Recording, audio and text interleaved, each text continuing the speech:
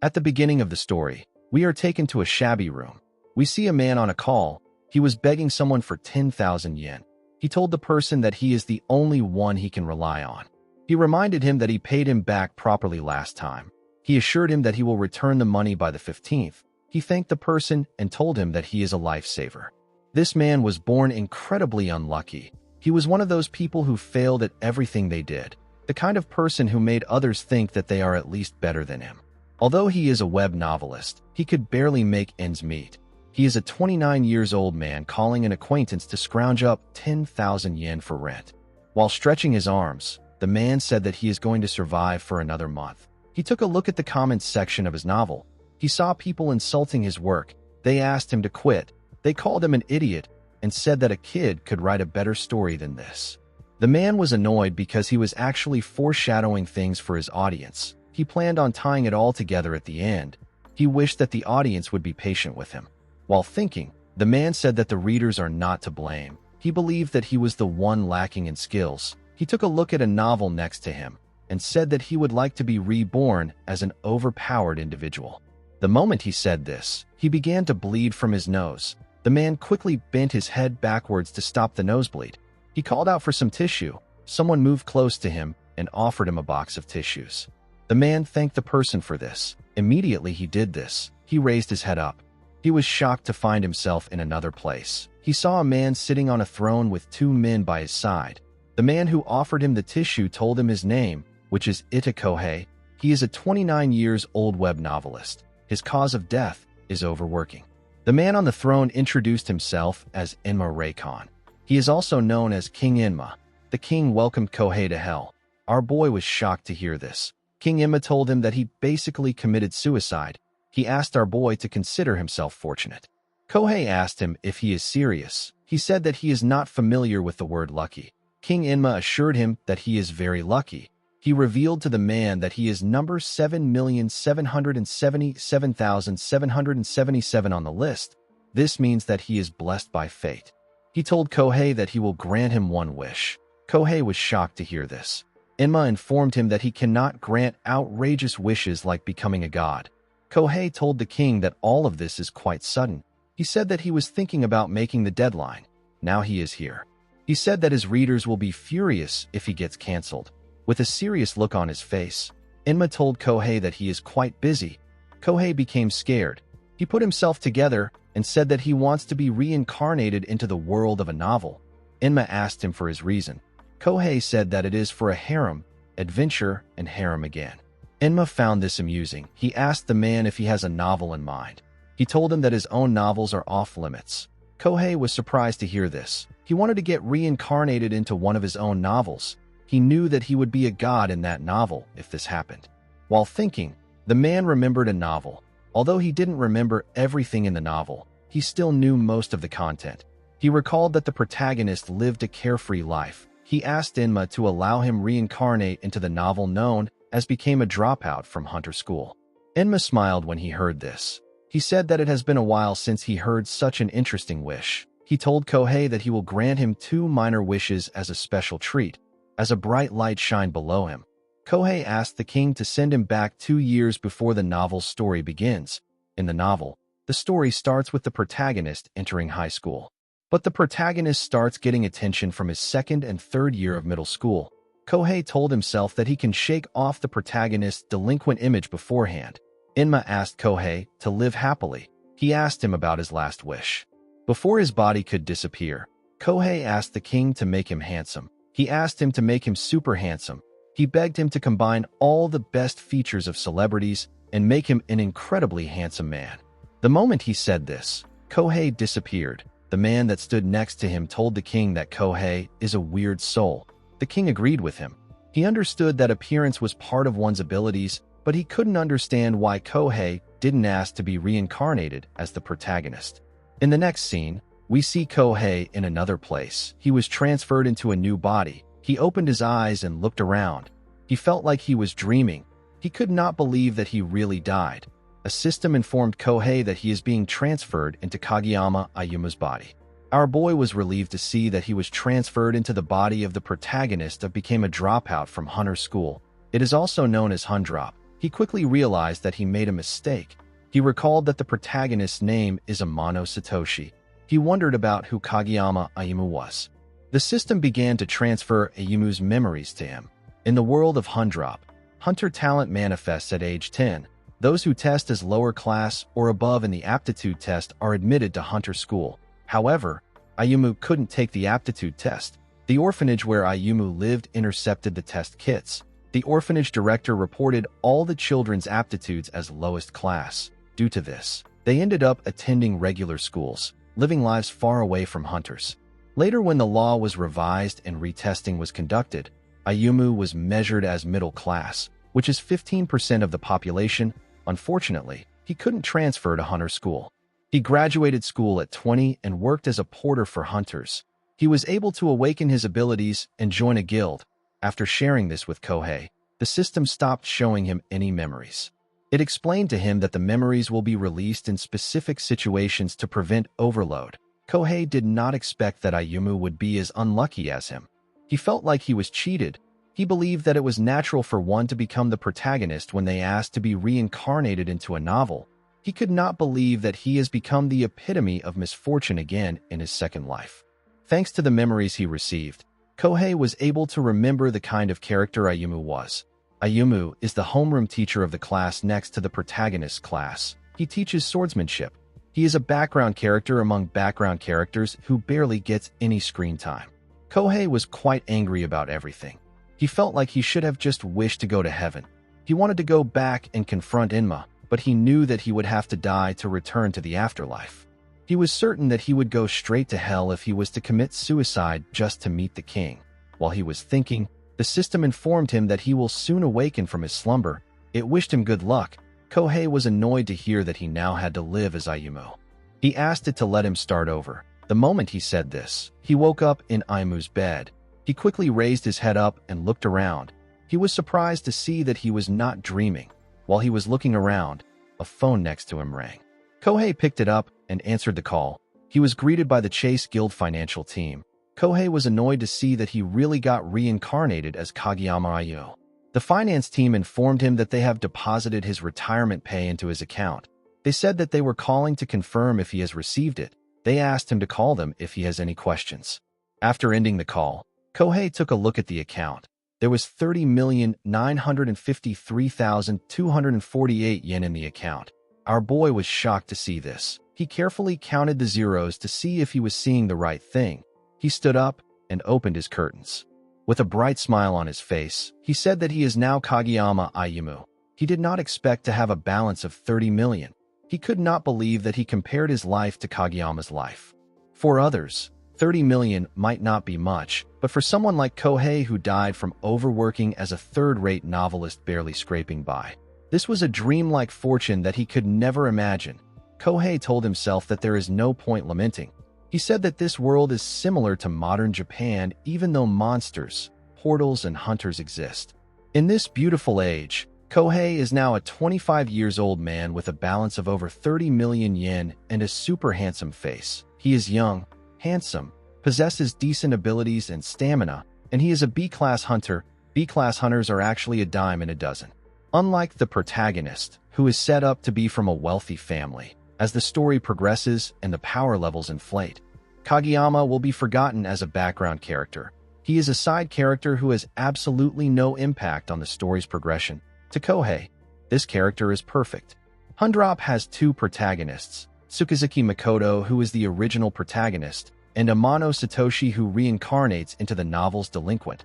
Amano Satoshi maximized his knowledge of the original story and monopolized the chances that were supposed to be for the original protagonist. On top of this, he used his wealth to collect spiritual medicines. This allowed him to grow to rival the protagonist's talent. Since Kohei reincarnated into Kageyama's body, he gets a different starting point. He doesn't have to compete with them. Kohei didn't even want to get involved with them. The reason he wanted to become the protagonist was to live life on easy mode. Since he is now in this body, he can work casually and live an easy life. This was the kind of luxury Kohei wanted to enjoy. At some point in this story, the portals will go berserk and the world will face a crisis. Tsukazuki Makoto and Amano Satoshi will join forces to defeat the Great Army. People will place their hopes on them and rely on them. They will be the world's last hope. Everyone will gather and cheer for the two boys. While they are cheering for them, Kohei plans to focus on his phone. He will cheer for Mitsubishi and Tesla and ask them to keep pushing forward. Kohei plans on buying all the stocks at rock-bottom prices. He referred to it as the end of the world trade. Our boy knew that the two protagonists will save the world without him doing anything. He plans to buy all the stocks that will crash. Kohei could picture all the money pouring in. He saw himself living a life where he no longer had to worry about money. While he was lost in his imagination, a message was sent to his phone. It said that he has passed the final selection for the swordsmanship instructor position at the second hunter school he applied to. He was sent information regarding his compensation and his start date via email. With a creepy smile on his face, Kohei said that he has to live his life according to the original story until the day the portals go berserk. For the sake of the story, I will now call Kohei Kageyama Ayumu. Today was the first day of work for Kageyama. Our boy wondered if he should call his reincarnation a blessing in disguise. He was relieved to see that he got reincarnated when Kageyama quit the Chase Guild and was about to start work at the Hunter School.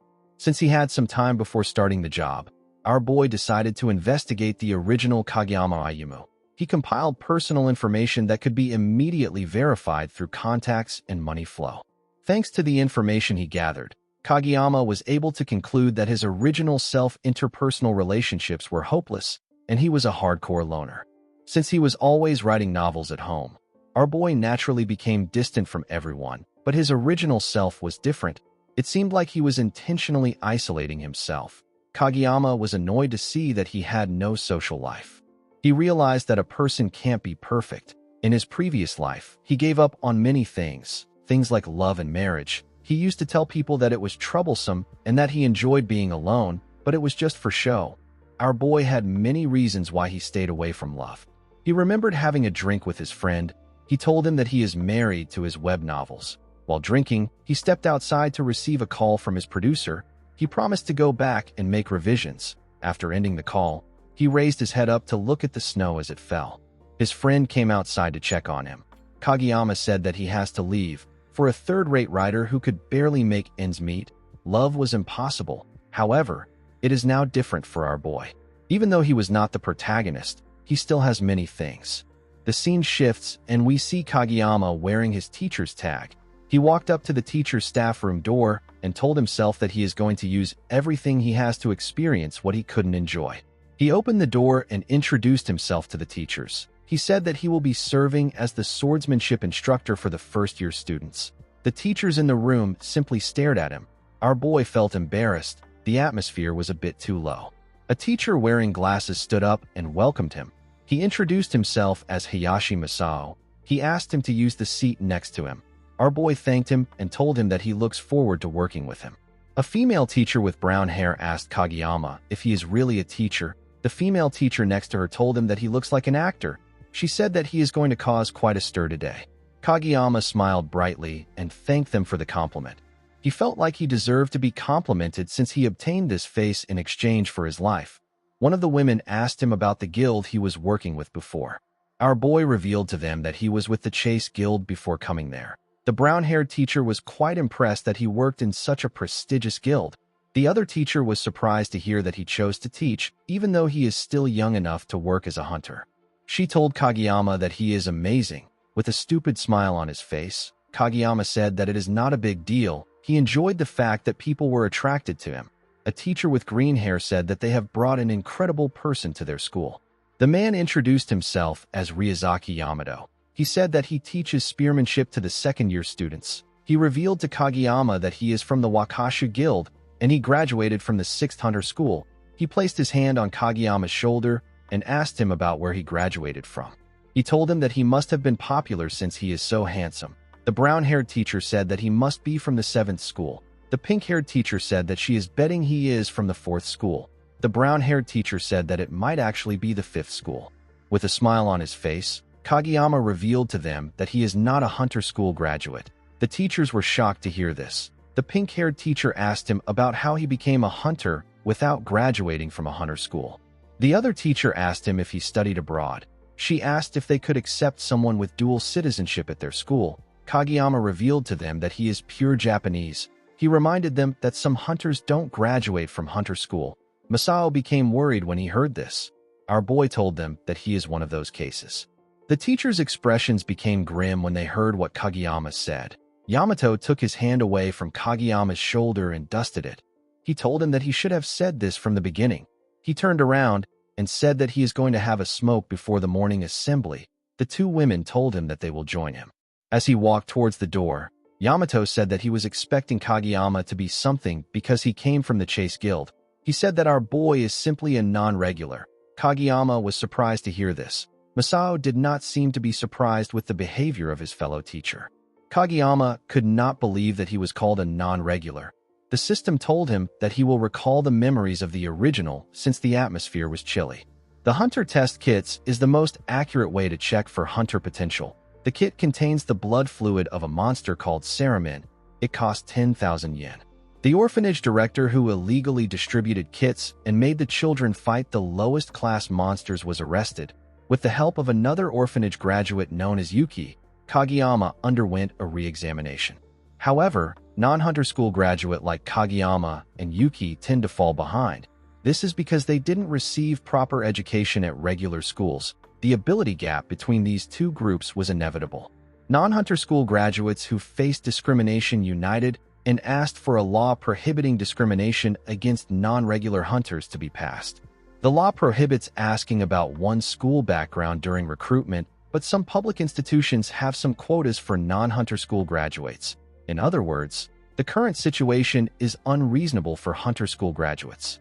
Contrary to the law's intent, discriminatory feelings towards non-hunter school graduates are growing stronger. The system advised Kageyama to hide the fact that he is a non-hunter school graduate. Our boy wished the system had told him this earlier. He understood how the other teachers felt, but it was frustrating for him. He remembered that he never participated in demonstrations and he didn't sign any petitions. Masao apologized to Kageyama for the other's behavior. He asked him to be understanding. Our boy believed that he had to endure this for a comfortable retirement. He told Masao that he understands why people might feel resentful. He said that anyone would be angry if someone got in through preferential treatment just because he is a non-hunter school graduate. Masao asked Kageyama about what he is talking about. Our boy asked him if he wasn't hired through preferential treatment. Masao reminded him that he passed the test and was scouted properly. He told Kageyama that he is at a hunter school, not a regular school. He said that there is nothing like preferential treatment for non-hunter school graduates. Masao told him that it is all a misunderstanding. Kageyama was surprised to hear this. In the next scene, we see the teachers smoking at a smoking spot. One of the women said that their school must be in a tight budget situation to hire teachers through preferential treatment. She said that she feels sorry for the first-year students taking swordsmanship classes. Yamato told her that it is fine. He revealed to her that the first-year students only focus on building stamina and the basics. He said that the school probably had the same thought and deliberately assigned him to the first-year students. The pink-haired woman said that Kageyama is handsome. Her friend asked her if she likes him. The woman said that someone who didn't graduate from Hunter Academy can't amount to much. The brown-haired woman deduced that our boy must be from an orphanage. She said that his good looks don't match his background. She said that Kageyama is a waste. She told her friends that they should advise the students to look for swordsmanship classes outside school. She said that hunting is a life-risking job. She told them that no one knows what will happen if they are taught by someone like Kageyama. The moment she said this, someone appeared in front of her. The person turns out to be Kageyama. The woman asked him about why he is there. Kageyama told her that he asked Masao about where the smoking area is. He told her that they are misunderstanding things. He asked them if they have a moment before the morning assembly. The woman asked him if he was eavesdropping. Kageyama forced himself to smile and said that he happened to overhear them. He could not believe that she was getting angry at him. He told himself that he has to endure it for his money. He told the teachers that he doesn't want their misunderstanding to spread to the students. He revealed to them that he wasn't hired through preferential treatment. The women felt a bit embarrassed. Our boy told them that he looks forward to working with them. Yamato told Kageyama that he is the one misunderstanding things. He said that it doesn't matter if he was recruited through preferential treatment or not. He said that they don't care about this. He moved close to Kageyama and told him that the important question is if he should have been chosen at all. He called our boy a non-hunter school graduate and asked him not to interrupt them. He walked past him and advised him to keep a low profile. He asked him to socialize with the regular subject teachers if he wants to meet people. The girls moved close to Yamato and told him that he is harsh. They said that our boy must be a B-class hunter for him to be a swordsmanship instructor.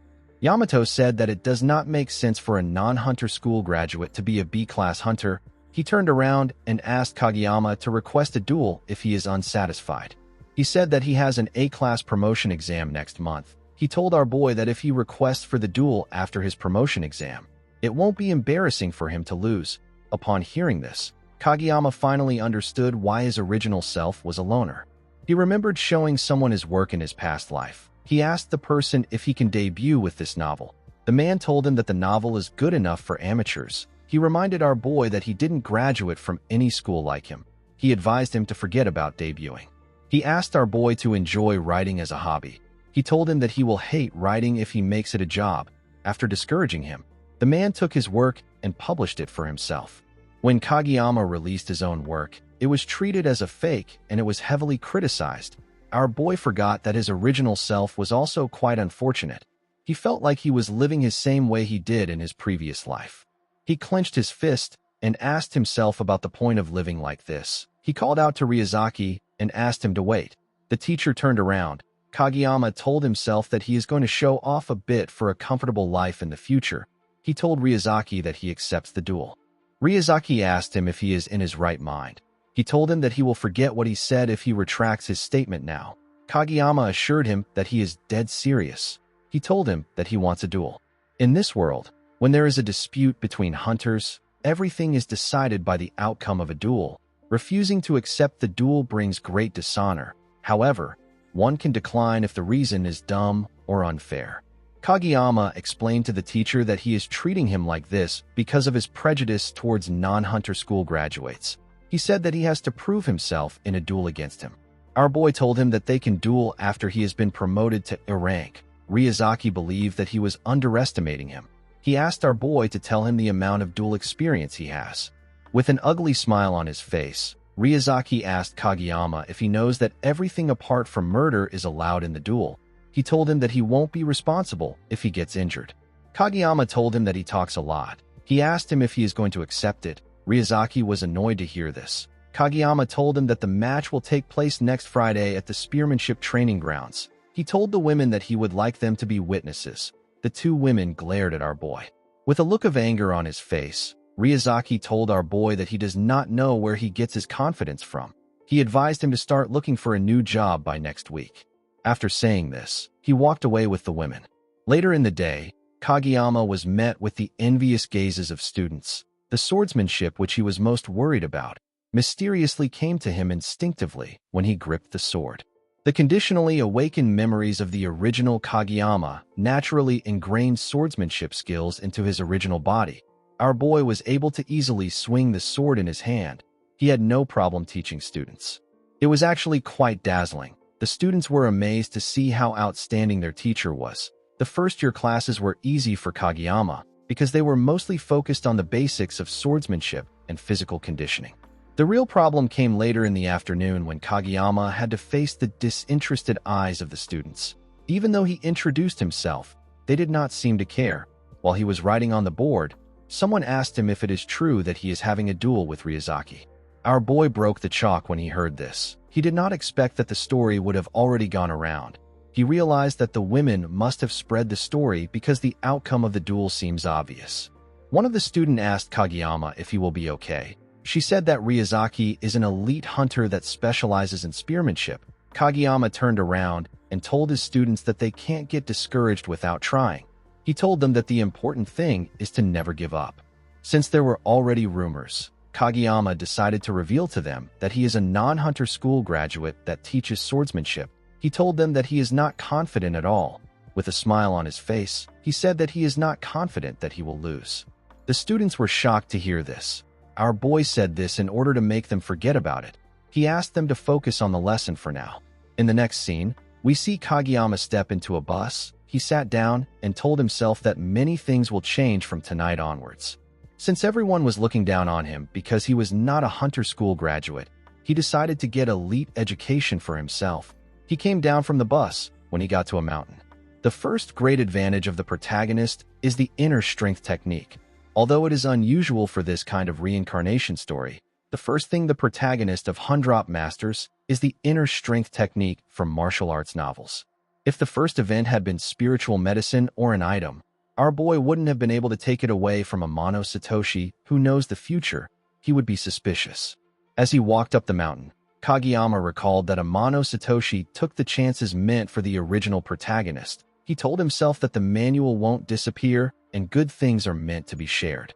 Since his goal wasn't to save the world, Kageyama did not plan on becoming as strong as a Mono Satoshi. He just wanted to be good enough to win the duel. He entered a cave and came across a portal. The essence of the inner strength technique is hidden beyond the portal. Kageyama decided to go through it. He was taken to a forest covered in snow. He didn't know about the snow because there was no description in the novel. He didn't know that a place this spectacular existed in this world. Kageyama slapped his cheeks and told himself that this is not the time to enjoy the scenery. He said that he needs to find the manual quickly. The moment he said this, he sensed something horrifying behind him. Kageyama quickly bent his head down. He was able to dodge a slash that cut down the trees in an instant. He wondered about what is happening. Someone appeared behind him and told him that he was barely able to dodge his attack. The person could tell that Kageyama was not an ordinary person. He pointed his sword at him and asked him to state his affiliation and name. He asked our boy about the sect he belongs to. He asked him about how he got there. Kageyama was surprised to see that the person was speaking Chinese. He was more surprised to see that the original Kageyama understood Chinese. He raised his hand up and revealed to the person that he is a teacher from a hunter school in Japan. He told the man that he came through a portal. The man told Kageyama that he can't understand anything he is saying. Our boy pointed at the portal and asked him if he can't see the white gate. The man said that he can only see this tiresome snow. He revealed to Kageyama that he has been trapped here for countless years. He stopped counting after 30 years went by. Kageyama could not comprehend what was happening. The manual that should be there was gone, and there is a weird old man in front of him. The moment he thought of this, Kageyama realized something. He asked the man if he is Zhao Luliang. The man was surprised to see that there was someone who still remembers his name. He asked Kageyama about how he knows his name. Our boy knows his name because he is the one who left behind the inner strength technique that the protagonist gets through this portal. Kageyama did not understand what was happening. When the protagonist discovered the portal, Luliang didn't appear. The one left with the manual said that he has already ascended to immortality. The moment he thought of this, Kageyama remembered that he asked King Enma to send him back 2 years before the novel's story begins. This was before Luliang ascended to immortality. Although he understood the situation, he did not know how to explain things to Luliang. Kageyama told the man that he heard a story. Luliang asked him to share it with him. Kageyama told him that he heard a story of a legendary swordsman who fought a ferocious dragon that suddenly appeared in the Central Plains. Our boy told Luliang that he looks like the hero who disappeared. The man smiled when he heard that someone still remembers his story. He did not think that someone witnessed his battle. Kageyama was relieved to see that he was able to squeeze out some story he read in the novel. He realized that Luliang is a person who takes great pride in his martial arts. Our boy decided to go for a direct approach. He bowed his head and told Luliang that he came here because he heard that a legendary warrior was in seclusion. He assured Luliang that he is not a bad person. He begged him to teach him martial arts. Luliang put his sword away. He called Kageyama an impudent fellow for asking him to teach him martial arts. He declined our boy's request. He told him that he will spare his life. Kageyama said that it is a spear. Luliang turned when he heard this. He asked Kageyama to repeat what he said. Our boy said that he has a duel with a spear user coming up. He asked Luliang to tell him the superior weapon between a sword and spear. Luliang said that the spear is far superior in terms of reach and a person can become a powerful soldier with proper training. It excels in both reach and destructive power. Luliang said that the spear is the right answer. Kageyama did not expect him to quickly accept this fact. Luliang asked him to leave now that he understands. He asked him to cherish his life. Our boy knew that he could not just leave, especially after talking big. If he was going to leave because Luliang told him so, he wouldn't have come there in the first place. He slammed his hand on the ground and said that he was right to think that the sword would never win against the spear. He said that he came there to find the answer. He told Luliang that he has to hurry back and start practicing how to beg for forgiveness since the duel is next week. As he slowly cleaned his tears, Kageyama said that he will have to wet himself to show a sign of surrender. He wondered about what he will say to appease the anger of the spearmanship teacher. He said that he will say that spearmanship is superior to swordsmanship. He said that the sword is nothing but a stick in front of the spear. He told Luliang that it will be better to say that a sword is a toothpick. Luliang told Kageyama that he does not know how skilled his opponent is. With a look of anger on his face, he said that his sword can even pierce dragons. He was annoyed to see that Kageyama talked about spears in his presence. He asked him if he is prepared to lose his head. He told our boy that he will reward his resolve by helping him out once. He asked him to stop crying. Kageyama smiled like an evil idiot when he heard this. He knew that Luliang would be a big softie. He thanked him and asked him about how he will help him. He asked him if he will give him a secret manual or some kind of spiritual medicine. Luliang raised his hand and told Kageyama that he will give him something better. Immediately he said this, he pressed different pressure points in Kageyama's body. Our boy screamed out and fell to the ground. His entire body was hot. He felt like he was beaten with a stick. Luliang told him that his dantian is surprisingly devoid of qi. He explained to him that he injected a small amount of yang energy into his meridians. In 4 days, his dantian will open, and in 6 days, he will feel changes in his body.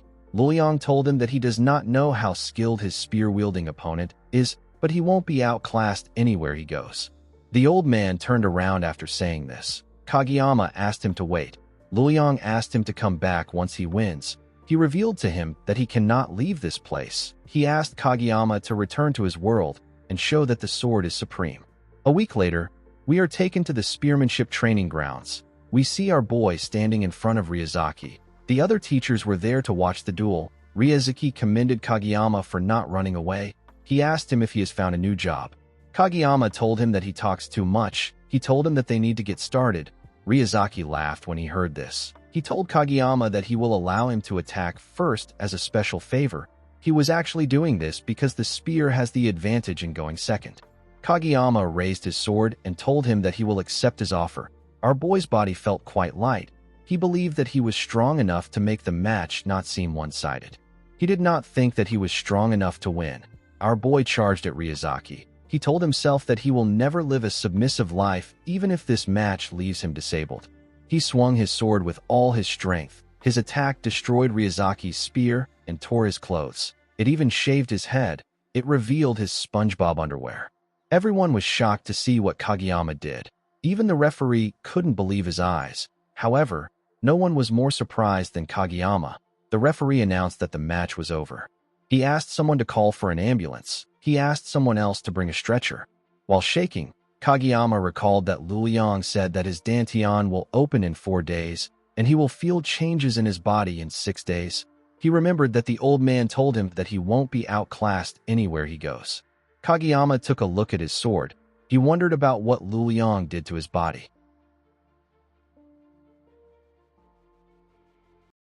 Guys, we have come to the end of our video. If you guys want more of this recap, let me know in the comments section. Don't forget to like and smash that subscribe button for more recaps. See you guys later.